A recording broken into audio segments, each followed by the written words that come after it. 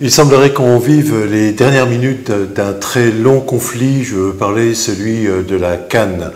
Au moment où je parle, les trois syndicats, c'est-à-dire la FDSEA, la CGPER et les jeunes agriculteurs, sont réunis en CPCS à la préfecture pour, en principe, signer l'accord sur la convention Cannes. La signature de cette convention qui signifie le démarrage de la campagne qui a beaucoup tardé en espérant qu'elle n'ait pas trop tardé.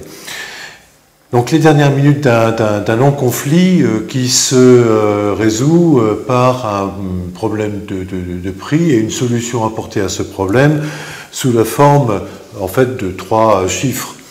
À 2,60 €, ça c'est l'augmentation pour tout le monde, je parle tonnes de canne, s'ajoute à ces 2,60 €, 0,88 €, donc 88 centimes d'euros au titre des primes ou de la prime d'intéressement, et s'ajoute également, et ça c'est à souligner, 40 centimes d'euros, mais qui ne vont profiter, si on peut dire, qu'aux petits producteurs. Les petits producteurs, ce sont ceux qui livrent moins de 700 tonnes de canne par campagne.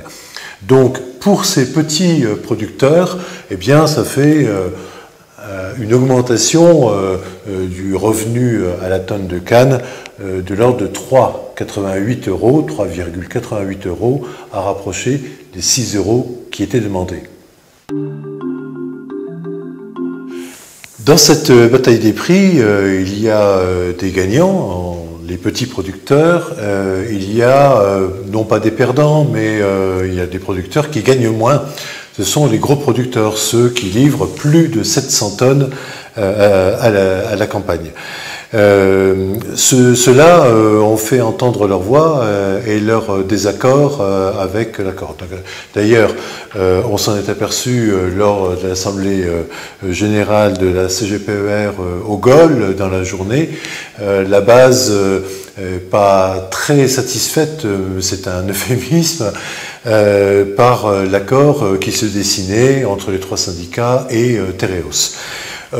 Soit dit en passant, l'effort final consenti sur le prix de la tonne de canne ne coûte pas 1 centime d'euro de plus à l'usine et à l'industriel qu'est Tereos.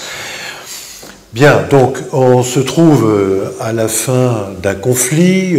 Peut-on parler de fin finale ou de fin provisoire avec un accord sur des prix qui semble ne pas réunir tout le monde, être même relativement contesté par certains.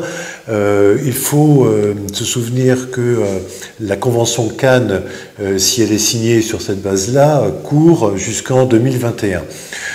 Bien, on aura résolu, avec ou sans guillemets autour de résolu, le problème du prix, de la façon dont on vient de dire, mais a-t-on pour autant résolu le problème de l'avenir de la filière canne, parce que la question peut être taboue, sans doute l'est-elle, au moins elle me semble pertinente, elle doit être posée, parce que on sait très bien que la canne réunionnaise, avec la fin des quotas sucriers, se trouve soumise au vent tumultueux de la concurrence mondiale, que pour compenser, l'État met de l'argent, un État désargenté, les collectivités peuvent-elles apporter également des sortes de secours financiers, c'est peu probable.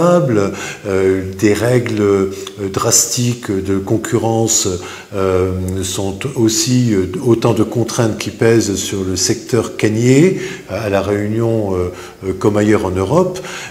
Tout ça dessine un avenir un peu nébuleux pour la canne, qui est un des premiers secteurs, sinon le premier secteur industrialo-agricole de la Réunion, qui est une source de valeur ajoutée, comme on dit, de richesse en tout cas, sans parler de ce que représente la canne dans la culture de la Réunion.